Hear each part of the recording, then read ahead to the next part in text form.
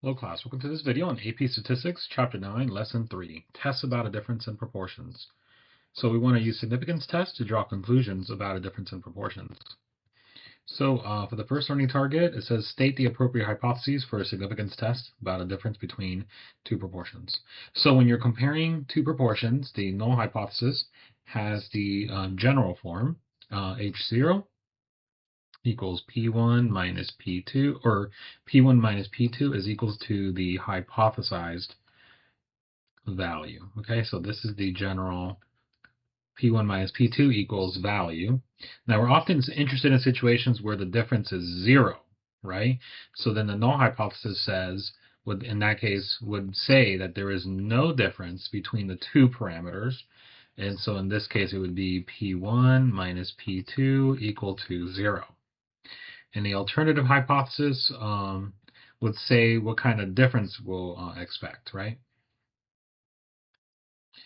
But anyway, so the H0, if I move this P2 over to the other side, sometimes you'll see it written as P1 equal to P2, but usually the most useful way is to write it as a difference, so that if the difference is a number other than 0, then you can use 0 or another number, and it would still retain the same form. All right, so the alternative hypothesis says what kind of difference we would expect, whether it's going to be greater than, it's going to less than 0, or not equal to 0. So example 1, researchers designed a study to compare the proportion of children who come to school without eating breakfast in two low-income elementary schools. A simple random sample, okay, so we have a simple random sample of 80 students from school 1. Okay, it found that 19 missed breakfast today. At school 2, an SRS of 150 students included 26 who missed breakfast today. So more than 1,500 students attend the school, each school. So each of the schools. Do these data give convincing evidence of a difference in the population proportions at the 5% significance level? State the appropriate hypotheses for performing significance tests and define the parameter of interest. Okay, so the H0 is that there is no difference, so P1 minus P2 equals 0. And then the HA, remember it says that that doesn't provide convincing evidence of a difference. So if there is a difference, that means that this is not equal to 0, okay? Which means that we would be looking at a two-tailed test if we conducted it. So now we have to define P1 and P2. So it says where P1 equals the true proportion of all students at school 1, and then who missed breakfast today, and then P2 would be the true proportion of all students at school 2 who missed breakfast today. Okay, so those are defining my parameters, and that's about it. They just want us to state the hypotheses and then define the parameters. Okay, so pause the video and see if you can try this here. All right, so let's go ahead and take many new products introduced into the market targeted toward children. The choice behavior of children with regard to new products is of particular interest to companies designing market strategies. As part of a study, randomly selected children in different age groups were compared on their ability to sort new products into the correct product category, milk or juice. So we got some data here. So state the appropriate hypotheses. Okay, so they want to know if a greater proportion of 6 to 7-year-olds can sort correctly than 4 to 5-year-olds. Okay, so that's something that we want to keep in mind. Okay, so we're gonna say this is 1, and then we're gonna say this is 2. Now, if we did that, okay, so like we said, we're gonna call this 1, we're gonna call this 2. And so we want to know if a greater proportion of 6 to 7-year-olds can sort correctly. So we want to see if 2 is greater than 1. So if 2 is greater than 1, that means that 1 is less than 2, right? So we're going to say that the null hypothesis is that there is no difference. P1 minus P2 is 0. And then for the alternative is going to be P1 minus P2. Now P2 is greater than P1, which means that this difference is going to be negative, less than 0. Okay? And that's how we're going to define it. So if we define it that way, then this is how it would look like, where P1 is the true proportion of 4 to 5-year-olds, and it should say, There should be a spot here for P2, but it doesn't show up on there. P2 equals the true proportion of 6 to 7-year-olds who would sort correctly. Okay, so this is how it would look like if we use that as 1 and that as 2. All right, so learning target 2. Determine whether the conditions are met for performing the tests for a difference between two proportions. So here are the conditions. You got your random condition. Now, it's important to understand that for the random condition, it's a little different. You have two samples, so obviously they both have to be random, but they also have to be independent. Okay, so they have to be independent from each other, and then they have to be random. Now, the 10% condition means that they're independent within the sample itself, right? That we're approximately independent. The random condition here is that they're independent from each other. There's two different types of independence here. All right, and obviously they both have to satisfy the 10% condition. Large counts condition. Now this one's interesting. This one's different. Is we're going to all of them have to be at least 10, but we're going to basically combine the two proportions between the both populations into one proportion known as p hat c, which is the combined sample proportion, okay, or the pooled proportion. So we're going to talk about what that is, or what that formula looks like, okay? But it's important that this is what the large counts condition will use. It's going to combine the two proportions, all right? So this is different. So let's talk about that. Okay, so as I mentioned, p hat sub c represents the pooled or common proportion, combined common proportion, in which we combine the data from the two samples as if they came from one larger sample. Okay, so we're combining them into one. So the formula is the number of successes in both samples combined divided by the number of individuals in both samples combined. Okay, so in other words, it's going to be x1 plus x2 over, and then so the x1 is the number of successes in sample 1, x2 the number of successes in sample 2, over n1 plus n2. Basically, the sample sizes combined between both samples into one larger sample. All right. So the formula here, now x1, remember that x, to get x, it's equal to the sample size times the, So let me just write out a similar formula.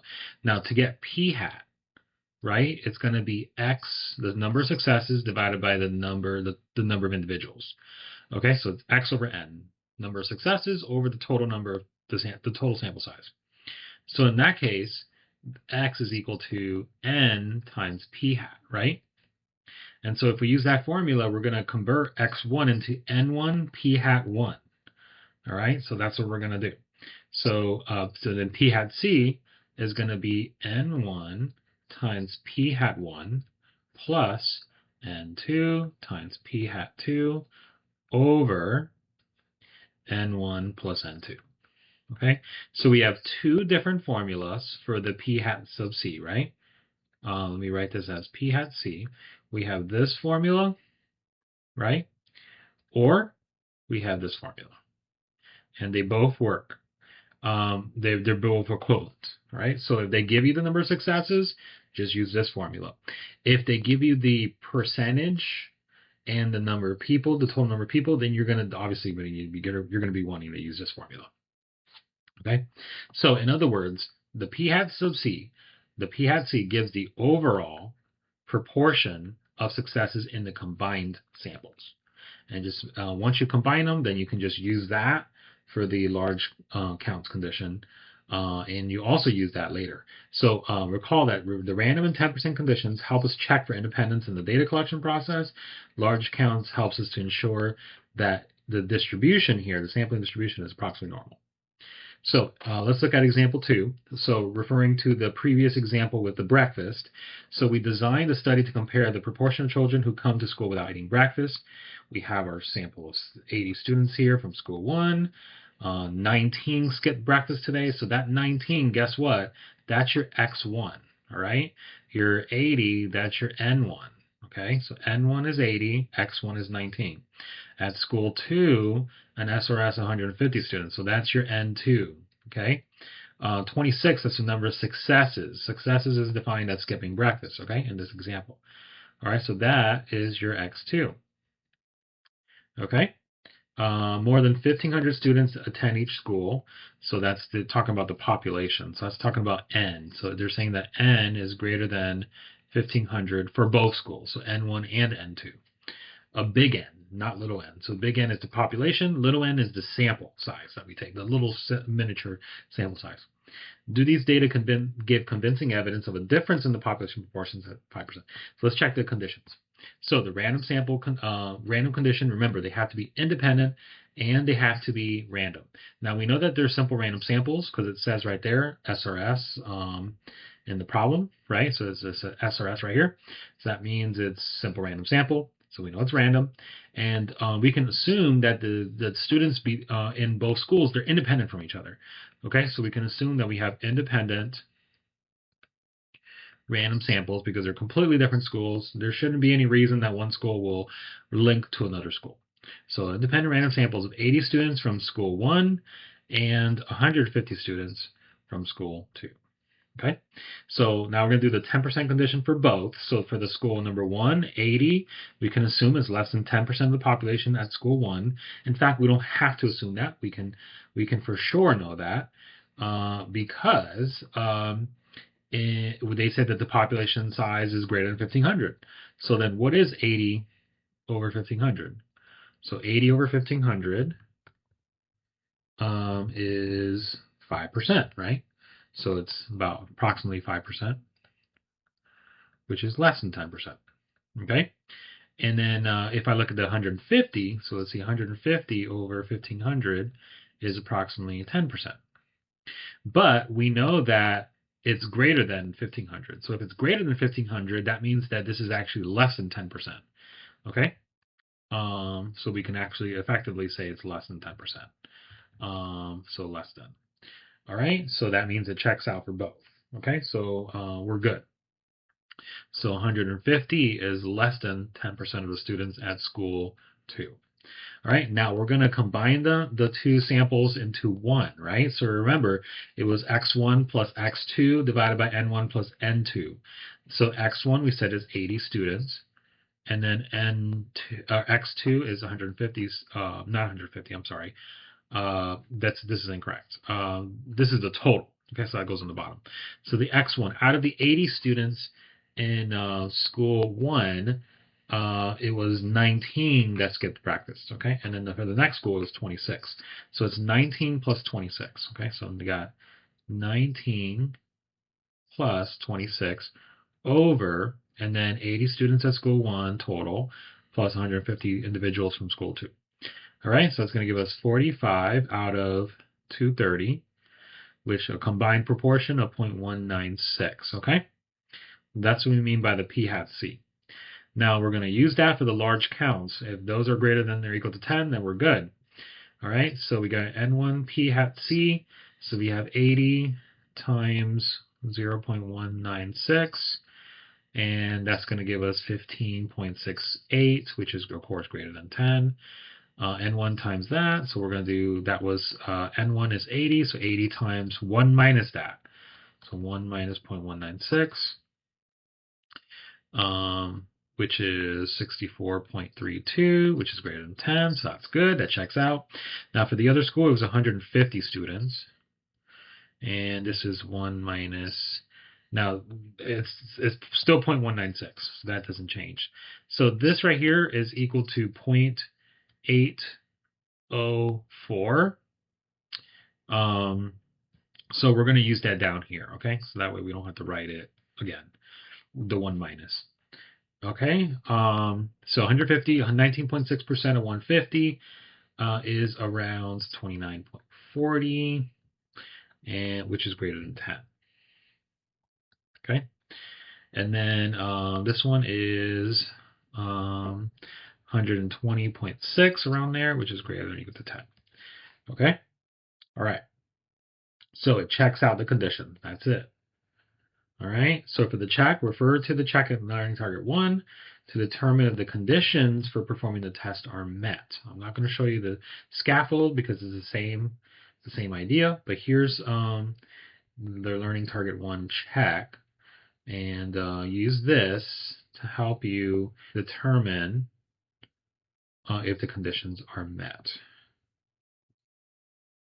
Okay? All right, so hopefully you tried it. So here we got 50 here, 53 for the population, and then it shows the sample, or yeah, the not for the population, I'm sorry, the sample size, 50 and 53, but for some reason they wrote it as capital N instead of little n, but it should be little n, you know, so don't consider that as the population per se. The number who sorted correctly is 10 and 28. So this is like your X1.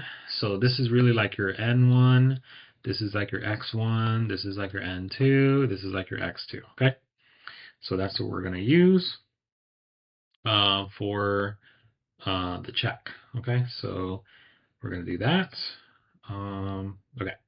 So here's where it starts. So the random condition. Okay. So for the random condition, we have independent random samples. We're assuming that the 4 to 5-year-olds are independent from the 6 to 7-year-olds. The results are truly are just independent. They're random samples because they were simple random samples that were taken. We assumed that, and I think they told us that as well. And it was 50 4 to 5-year-olds, and it was 53 6 to 7-year-olds.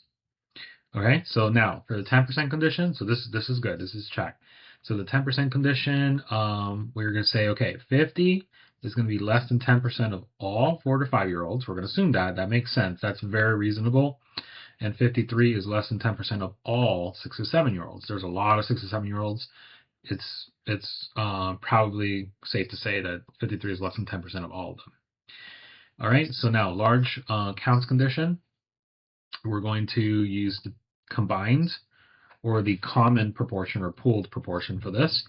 So remember that there were 10 successes for the 4 to 5-year-olds. It was right here, 10 successes, and 28 for the other one.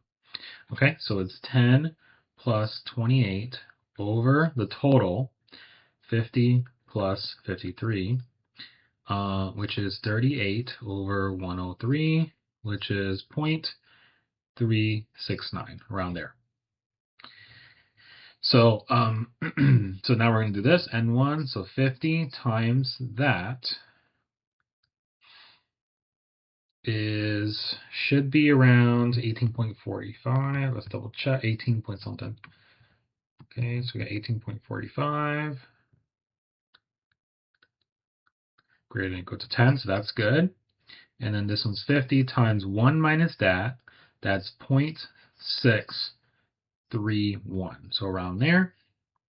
And that's going to give us 31.55, which is greater than 10. So check. Now this one is 53 for the sample size times 0.369. This one's 53 times 1 minus 0.369, which is 0.631. All right, so 53 times that, that's going to be 19-ish, 0.56, which is greater than 10. This is going to be 33.44, which is greater than 10. All right, so those conditions are indeed met. All right, learning target 3, calculate the standardized test statistic and the p-value. All right, so remember the standardized test statistic, as we talked about in lesson 9.2, is as follows. This is given in the AP exam sheet, statistic minus parameter over standard deviation or error of the statistic. So, if we use that, the statistic here is the difference of proportions, but sample, p-hat. So p-hat 1 minus p-hat 2. That is the statistic. The parameter is that it's equal to 0 because remember, the null hypothesis is that the difference, p1 minus p2, is 0.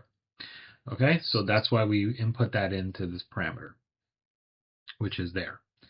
Okay, and then we do the square root of p1, 1 minus p1, and then p2, 1 minus p2. So this is the combined standard deviation for two proportions. This is given in the formula sheet. The bottom formula is given in the formula sheet. All right, so you may be tempted to replace P1 and P2 in the denominator with P hat 1 and P hat 2, but please do not do that. Now, this is the formula that we have if we use P1 and P2. But remember, we're going to do a modification to this formula using the P hat C. Okay. So we're not going to quite use this formula. We're just going to kind of step by step show you. All right. So now remember that our test begins by assuming that the null hypothesis is true, right? Which is that P1 minus P2 equals 0 is true. So in that case, if that's true, then that means that P1 is equal to P2, right? Which means that we could just call it P. So we're going to just call P1 and P2 P because they're the same anyways, right? So there's no point in distinguishing between P1 and P2 if they're the same. So we're going to substitute this value. So then P1 becomes P, P2 becomes P. So notice that if we replace them, right, we just get the same thing here and here, all right? So now we're gonna replace the P with the pooled estimate P hat C, okay? We're going to use the combined pooled estimate P hat C in place of P to get the standard error. So now, why do we do that? Well, we do that because we actually don't know what P1 and P2 are, right? We only know that P1 minus P2 is 0 or greater than 0 or less than 0, depending on your HA, right? Or it's not equal to 0. But we actually don't know what P1 and P2 are, so we wouldn't be able to plug in anything into the formula, P1 and P2. And we don't even know what P is, which is the same as P1 and P2. And so to offset that, we're going to use our data and just combine that into one P hat and use that for both, okay? So that's what we're going to end up doing to calculate the z-score, all right? The standardized test statistic. So, okay, so now in the formula sheet, what it does is actually it pulls out the P hat C and it factors it out. So we're going to take the P hat C and we're going to factor it out. Okay, we're going to pull it out. And when we do that, it looks like this. Okay, so the formula that you get for the formula sheet, you get P hat 1 minus P hat 2 minus 0. Okay, over. Now, when you do this on the calculator, don't do the minus 0. We do the minus 0 here because remember that most of the time we want the difference to be 0, but if you don't want the difference to be 0, then you're going to put in a number here, right? Like 5 or something like that, or 0.5. So you just keep that in mind. But anyways, we put minus 0 here in the formula, and then over square root, and then we're going to pull out the P hat C. So when we do that, we get P hat C. And then we're going to factor that out. We're also going to factor this out too, so I failed to mention that, because this is the same on both sides as well. So we're going to actually pull that out as well. So we're going to factor out the P hat C and then the 1 minus P hat C. And if we do that, then we get on the denominator, we get this comes out, so this becomes 1 in the numerator. So 1 over N1. Plus, and then this becomes 1 out on the numerator for N2 as well, 1 over N2. Okay? And this is the formula that would appear on your formula sheet for AP. So or AP formula sheet note, with a little factoring, we can write the denominator as that. Okay? So that's what we just showed you. You'll find this expression on AP Stats exam formula sheet under the heading Standard Error of Sample Statistic for Difference of Sample Proportions, in the special case when P1 is equal to P2. So again, this is used in that special case when P1 is equal to P2, meaning that P1 minus P2 is equal to 0. Okay? Okay, all right. So remember that you're using it in this case, but remember that you're going to be using this constantly. We're interested when there is no difference versus that there is a difference. Okay, so we're going to be using this special case. All right, so example 3. Refer to the previous 2 examples. So we talked about the breakfast example. Okay, so we have 80 students from school 1, 19 missed breakfast. School 2, 150 students, 26 who missed breakfast. So we go on 5% significance. Okay. So explain why the sample results give some evidence for the alternative hypothesis. The alternative hypothesis is that there is a difference, convincing evidence of a difference. So that means that the difference is not equal to 0, right? So is that true? So we're saying that HA is P1 minus P2 does not equal to 0. That means there is a difference, okay? All right, so let's calculate the P hat 1. So P hat 1 is 19 over, and 19 that missed breakfast out of 80, minus P2 was 26 who missed breakfast out of 150 from school 2. So this is going to be 0.2375. So this is what P hat 1 is, okay? So P hat 1 is 0.2375, it looks like. And then 26 out of 150 is 0.1733. But I'm just going to put those numbers off to the side just in case we need them later. And you subtract those, you get 0.0642, which 0.0642 is some evidence, right? Which gives some evidence in favor of HA, right? Which is P1 minus P2 does not equal to 0. And the reason is that obviously 0.0642 does not equal to 0, right? So obviously there gives some evidence. But we want to see if it's significant enough, because 0.06 is really not that big of a difference, right? So we're going to see if it's significant enough. But at least we have some evidence, all right? Is it convincing though? Let's see. So we're going to calculate the standardized test statistic. So remember, we need to calculate our P hat C, which we did earlier, which I think we did it in one of those other examples, but let's just do it here. We want to practice reporting it anyways. So 19 plus 26 over 80 plus 150. They were 45 out of 230, and we said that that was 0.196. We did that earlier when we did the conditions. But here it is again. So we're going to do, remember, it's P hat 1 minus P hat 2. All right, now we just did that. We just did that, and we said that it was 0.0642, but again, I'm going to write it out anyways, okay? So 0.2375 minus 0.1733 minus 0 over the square root. So now this is where we use the P hat C right here. So we got P hat C, 1 minus P hat C. Now 1 minus P hat C is 0.804. Okay, let me actually put those closer together. 0.804. Now we could factor that out. Let's actually do that. Let's factor that out. And in that case, we get 1 over N1. So 1 over N1 is 80. Plus 1 over N2 is 150. Okay, there you go. We get that. Again, that's a lot of calculation, so you have to take it slow, one step at a time. 0.0642 over 0.055 for that denominator. If you just did that denominator, that's what you would get. Divide those, you get 1.17. Okay? So remember that this is a two-tailed test because this is not equal to 0. Okay? So that means that our z-score, our standardized test statistic is actually plus or minus 1.17. All right, so we got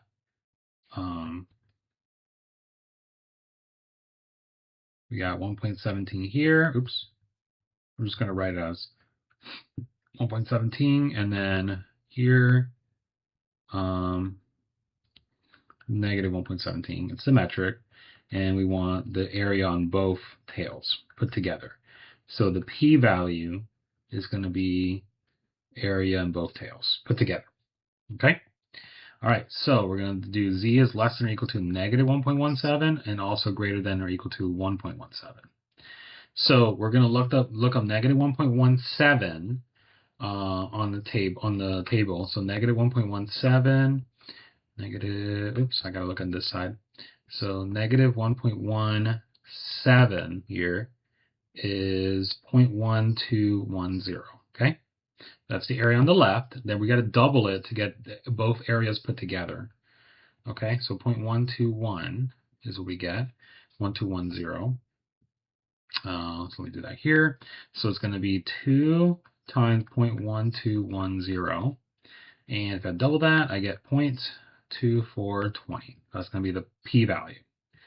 Now, of course, I could use technology, in which case I have to do 2 times the normal CDF. I'm going to use the area on the left. So If I use the area on the right, I would be 1.17, and then I would have to do the infinity for the upper number. Okay, so you could do that if you want. So let's do that. So let's do the area on the right for the normal CDF. So if you did that, then it'd be the lower would be 1.17, right? And then the upper would be infinity, or a really big number, in which case the upper would be 1,000 or something like that. The mean is 0, the standard deviation of 1. And if you double that, you get 0.2420. Again, similar result. So what conclusion would you make at the 5% significance level? Well, 0.2420 is a really big probability. That's very probable for that event to occur. If the null hypothesis is true, then the probability that we get this difference is 24%. That's not really good evidence. So it's not really convincing enough, okay? Because it could have happened by chance. It's greater than my alpha, which means that we fail to reject the H sub 0. There is not convincing evidence of a difference in the true proportions of students at school 1 and school 2 who skipped breakfast. All right, this should say true, so let me spell that out a little better. Okay. All right, so now I want you to note the difference between a 2-sample z-test and a 2-sample z-interval. When we did a confidence interval, remember, we used p hat 1 and p hat 2, right? We didn't combine the p hats into one p hat c.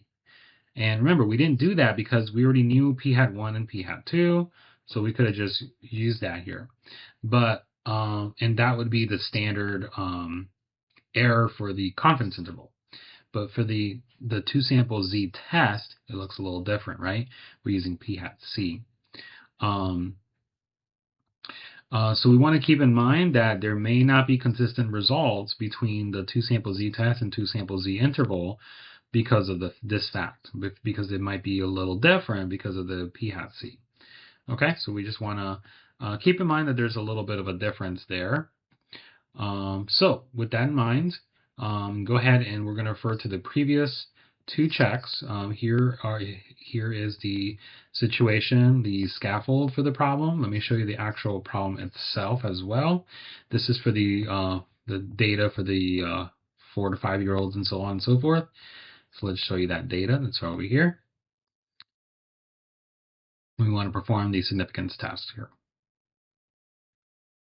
All right, so let's go ahead and take a look. I showed you the data, and I showed you the work scaffold. So we're going to see if it gives us some evidence for the alternative hypothesis. Okay, so let's go ahead and do it. So p hat 1 minus p hat 2. If we go to those problems, p hat 1 for the 4 to 5-year-olds, right? We had calculated that. P hat 1, it was 10 children that out of 50 for p hat 1. For the second p hat, it was 28 out of 53.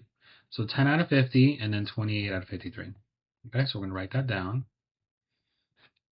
Okay, so 10 out of 50 minus 28 out of 53. Okay, so let's figure out what that is. We're actually just going to do this as a decimal because they're actually don't have the same denominator. So we get negative 0.3. We come around that to 0.328. Okay, so we're going to skip this part, and we're just going to say we're going to round it negative 0.328. Okay, which gives some evidence, because remember that for this problem, this particular problem, we wanted the let's go back here. For this problem, it says safety appropriate hypotheses. We said that it had to be less than 0. Okay, so P1 minus P2 is less than 0, so that means it's negative. All right, so let's go back here, and so it gives some evidence of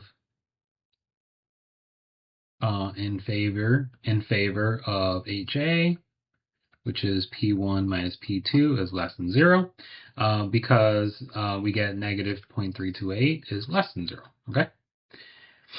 All right, so part B, calculate the standardized test statistic and the p-value. All right, so now we've already calculated the p hat c, but we'll go ahead and show that here again. So it's 10 plus 28 over 50 plus 53. And we calculate that, so we're just going to use that number here. It was right here, 10 plus 28, so it was 38 out of 103, which is 0.369. Okay.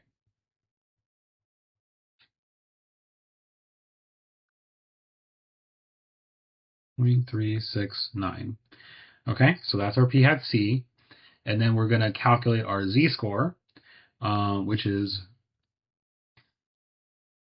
I'll write it out. I'll write out the formula again. So it's 10 out of 150 minus 28 out of 53 minus 0 over the square root of p hat c, 0.369 times 1 minus p hat c. So 1 minus that is just 0.631. And then we're going to do 1 over n1, so 1 over 50, plus 1 over n2, 1 over 53. Okay? And we're going to skip this part and just calculate what the z-score is going to be. So the z-score is about negative 3.45. Okay, so we get negative 3.45. And remember that it is for this particular test. So for this particular test, remember it is a left-tailed test. So it's actually not a two-tailed test. So we don't need to do the or part. Okay. And we don't need the double part. We don't need that. We're not doubling anything because it's not a two-tailed test. So let's scratch that off. That's a typo. So we want z is less than or equal to negative 3.45. Okay, that's it. So negative 3.45, that's going to be like over here. All right, and we want to shade the area to the left because it's a left-tailed test because of the HA. Okay, the HA was P1 minus P2 is less than 0. Okay, so we're going to look up negative 3.45 on the table. So negative 3.45, that's really close to 0, 0.0003, really small. We don't have to worry about this. I'm just going to put what it is, 0.0003. Okay, so that is my p-value. Okay, so that's my p-value. If we use technology, we should get a similar result. Okay, so lower is going to be negative 1,000, our upper is going to be negative 3.45, mean is 0, standard deviation 1. We should get approximately the same number. So what conclusion will we make? It's really small probability, so it's unlikely to happen, which is it's less than my alpha, not greater than, less than. My alpha is 0.005 is my alpha, which means we reject H sub 0, which means that there is convincing evidence that the true proportion of 4 to 5-year-olds who would sort correctly is less than the true proportion of 6 to 7-year-olds who would do so. All right? Or another way to say it is that the 6 to 7-year-olds proportion would be greater than the 4 to 5-year-olds. So either way, how you word it is going to be very similar, as long as you get a negative result, less than 0. Okay. All right. So that's what we have. And so now we're going to show you how to do a two-sample z-test on the TI-84. So we're going to use this for, let's use this for the example that we just did, which is the 4 to 5-year-old, that example. Okay. Okay, so let's go ahead and do that. So we're going to hit, let's zoom in on this. So we're going to do the stat and then go to tests. Now we're doing a 2-prop z-test. Okay, 2-prop z-test. So option number 6, we're going to hit enter, or you can hit number 6. And we're going to type in our data. So remember, it was 10 out of 50 for the first sample, and then 28 out of 53 for the next one. And it was a left-tailed test, so we're going to select that. If it was a two-tailed test, we would select not equal to, right? But here we're selecting that P1 is less than P2, left-tailed test. And then we're going to do calculate. And so the z-score is about negative 3.45. That's exactly what we got. We got a p-value that is absurdly small. It's 0.000. This means times 10 to the negative 4. Means that if you have to move this decimal place 4 to the left, that would mean it would be 0.000, like 3 zeros, 279.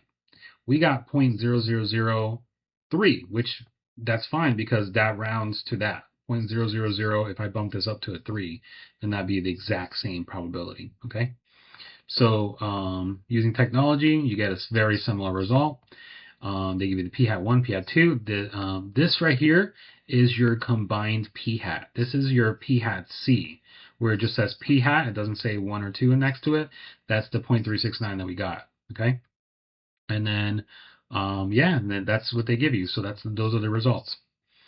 Okay, so that's how you do that. So now let's look at the next learning target, which is performing a full-on significance test from start to finish using the 4-step process.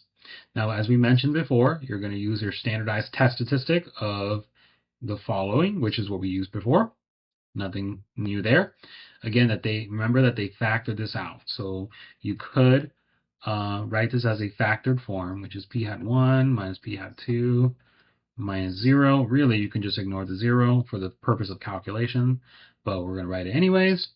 Over the square root, p-hat-c, 1 minus p-hat-c, and then pull out the 1 over n1 plus 1 over n2. Okay, so that's how they write it on the formula sheet, so you might as well use that.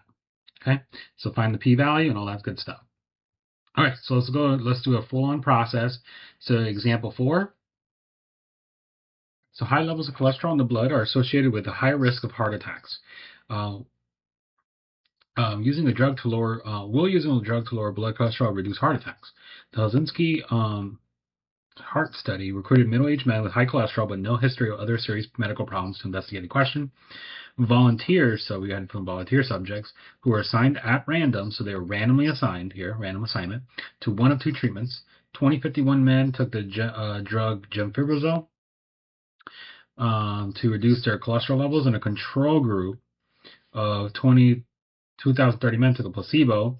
During the next 5 years, 56 men in the gemfibrozil group and 84 men in the placebo group had heart attacks.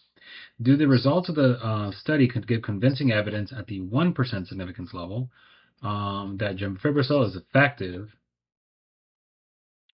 in preventing heart attacks? Effective meaning, in this case, that proportion is greater than. Like if I were to subtract gemfibrozil minus the placebo, it would be greater than 0. Okay, so I guess that's what they're implying there. So we're going to say G for gemfibrozil and then L for a placebo.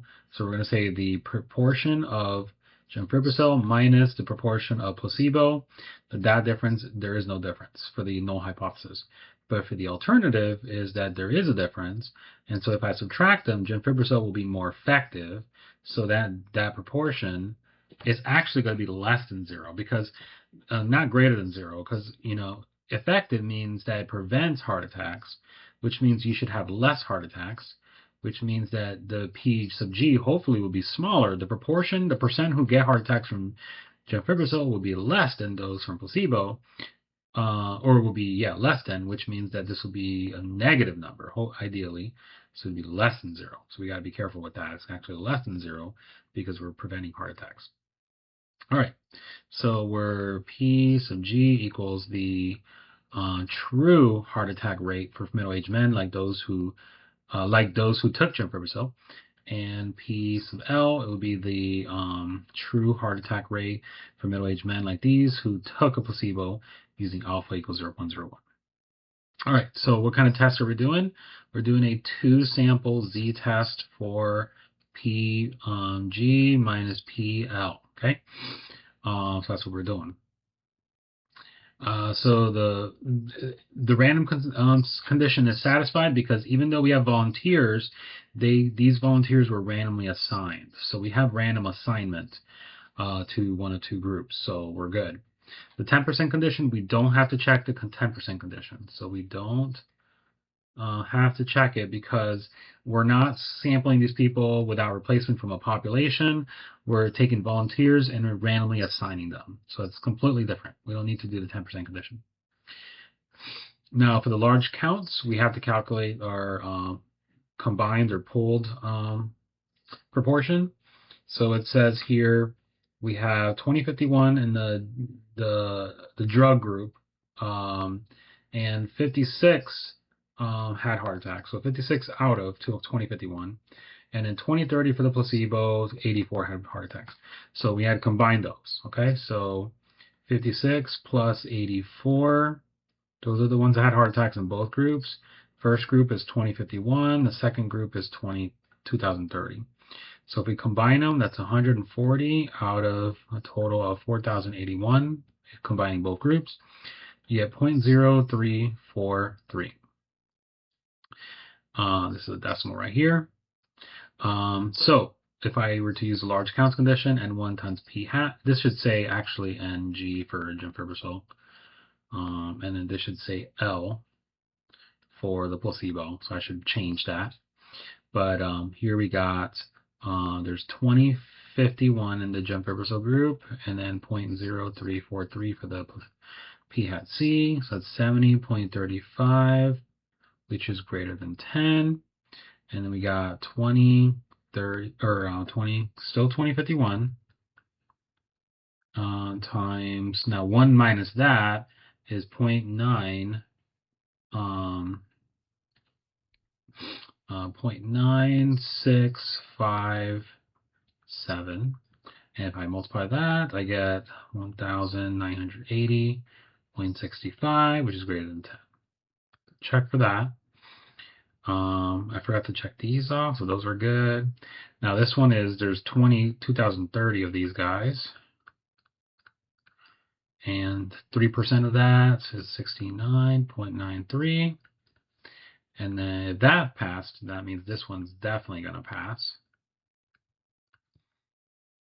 That's going to give us 1,960.37, which is definitely greater than 10. All right, so that passes with flying colors.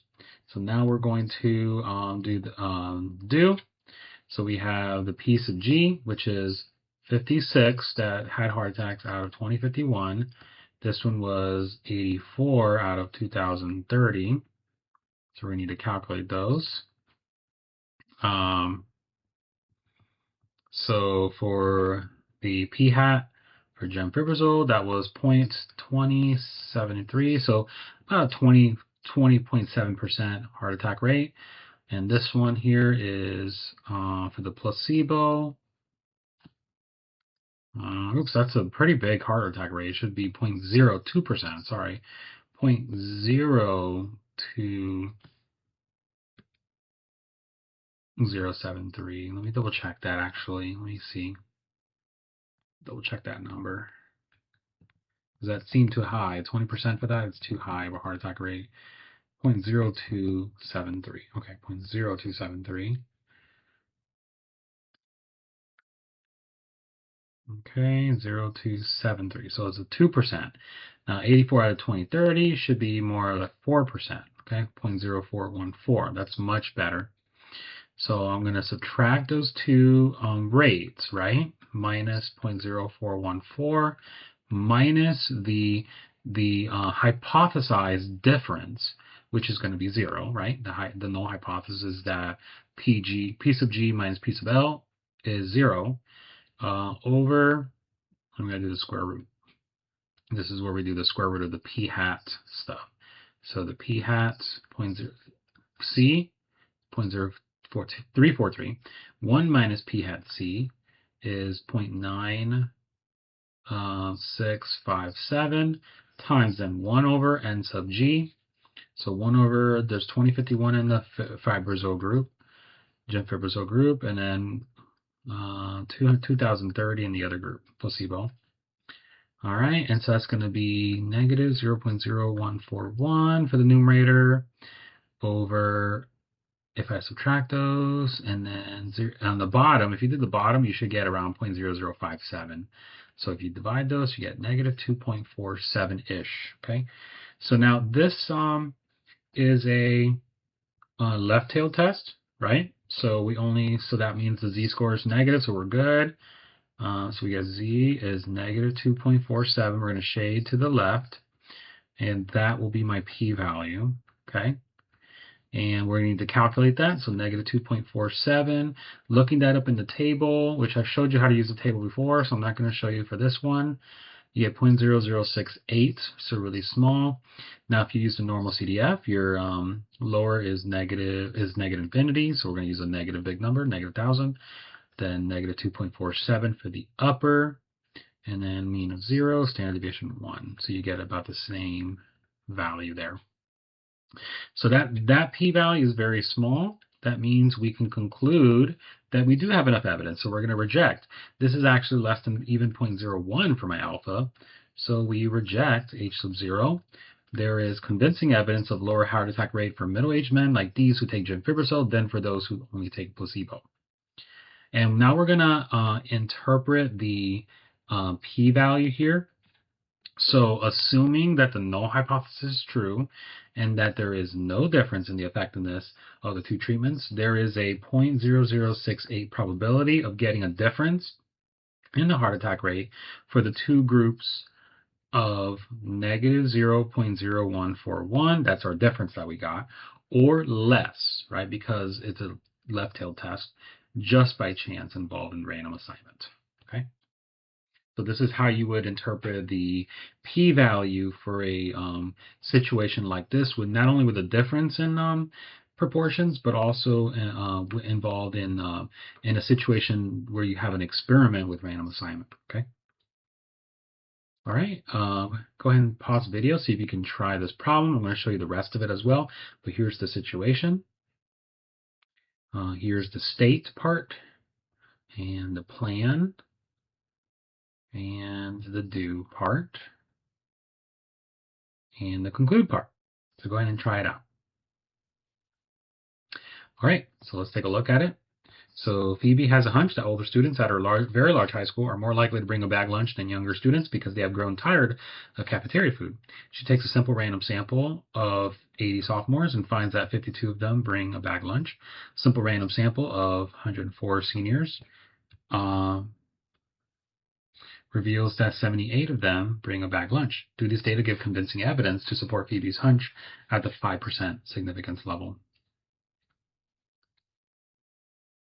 Right, so let's go ahead and write do the state part. So the state part, we have, we're going to say sophomores is 1, and then we're going to say seniors is 2, okay? So we're going to say P1 minus P2 is 0. There's no difference. And then it says, do the data give convincing evidence to support Phoebe's hunch? Now, Phoebe's hunch that older students are more likely to bring a bag lunch. So if they're more likely and P2 are the older students, then P1 minus a bigger number is going to be negative. It's going to be less than 0. Okay? So P1 minus P2 should be less than 0, so it'll be a left-tailed test. Where P1 is the true proportion of sophomores, right? And then P2 is the true proportion of seniors, okay? Who bring a bag lunch. All right, and then our plan is to do a 2-sample z-test for P1 minus P2. Now you can call P1 I don't know, PS and then PN, whatever you want to call them. This is what we decided to call them, P1 and P2. All right, you just have to define what your variables are. All right, so the random condition is we have independent. Remember, you have to include the word independent. We're independent and random samples.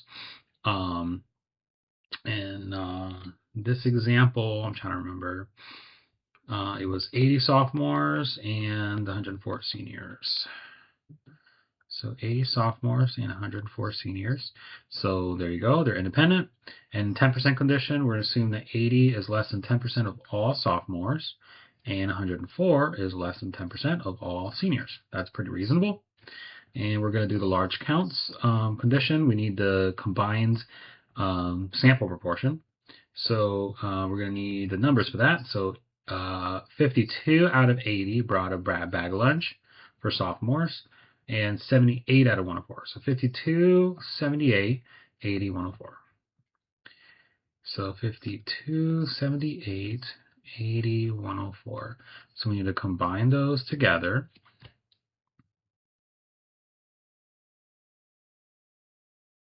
Okay, 130 over 184.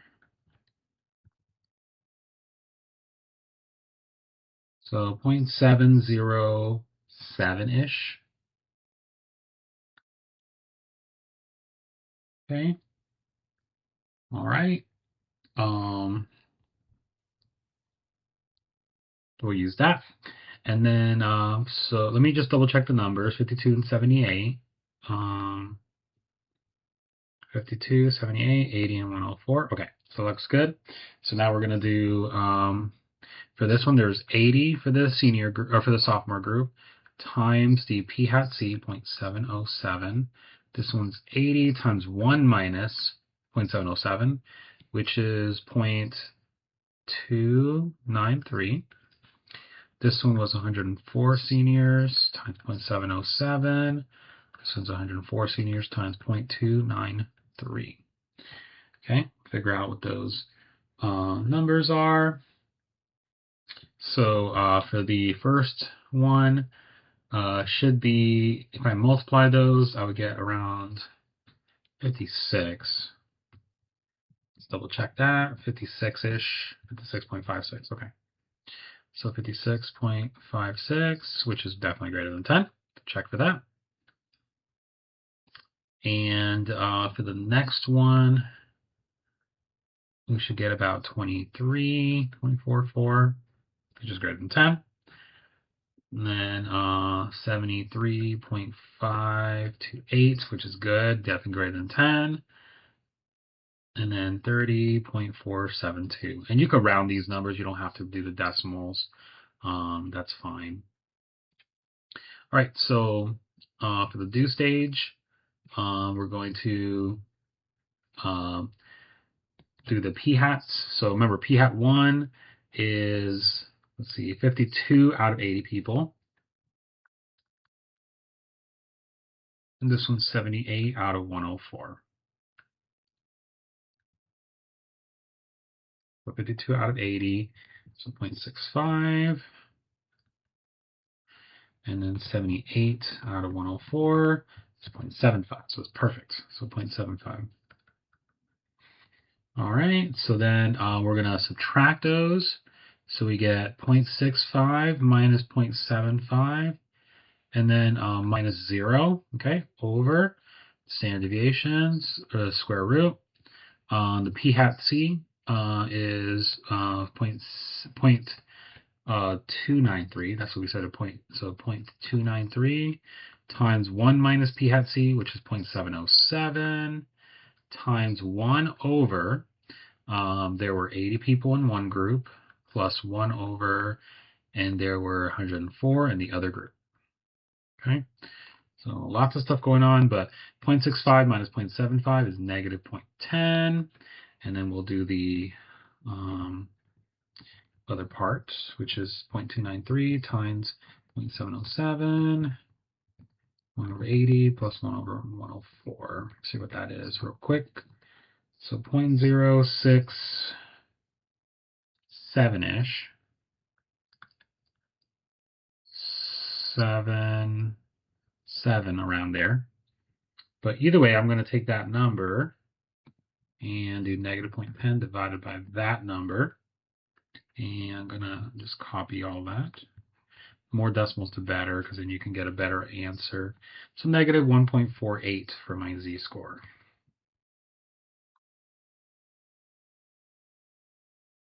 Okay, so my z-score is approximately negative 1.48. And it was a left-tailed test, so that's fine. That's good. I get z is negative 1.48. So shade to the left, so that's going to be my p-value. And all right, so negative 1.48. We're going to look that up in just a second. Now, technology, you're going to use negative 1,000, negative 1.48, 0, standard deviation 1. All right, so let's look up negative 1.48.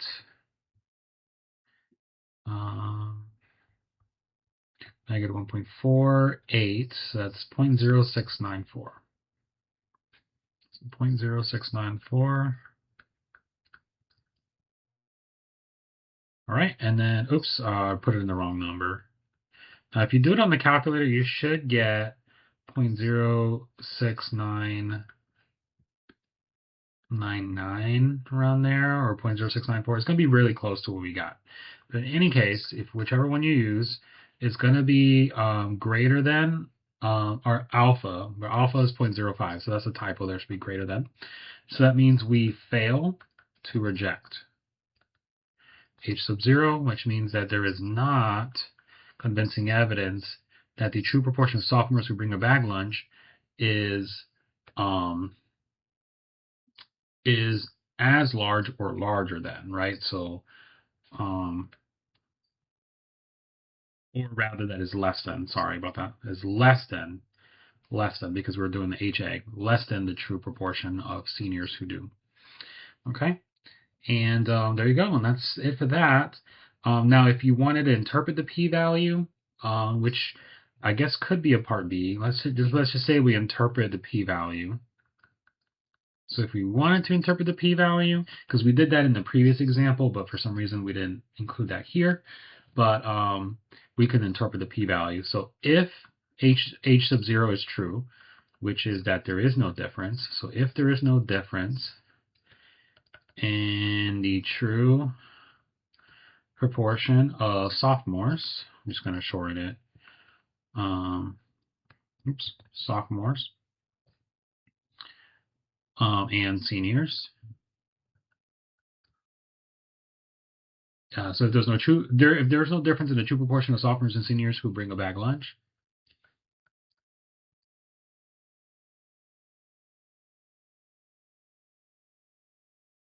there is 0.0694 probability of getting a difference of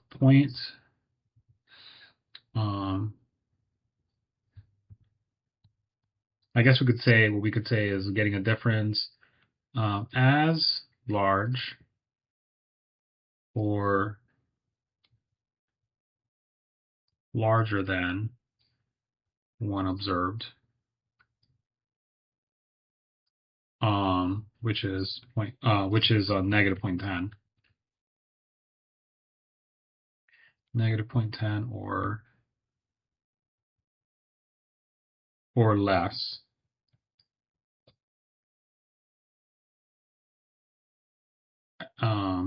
Negative 0.10 or less by chance alone. Okay, so that's how you would, if you were to interpret the p-value. All right. So remember that in most experiments, researchers don't select subjects at random from large populations, but we do randomly assign things, so we want to keep that in mind when we do the calculations.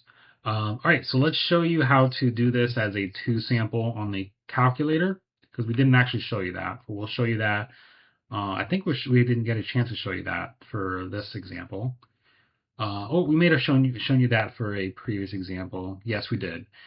So we did do a 2-prop z-test. So now we've looked at 1-prop and 2-prop z-tests. That's going to do it for the video, guys. So we found this useful and informative, and as usual, I'll see you in the next one.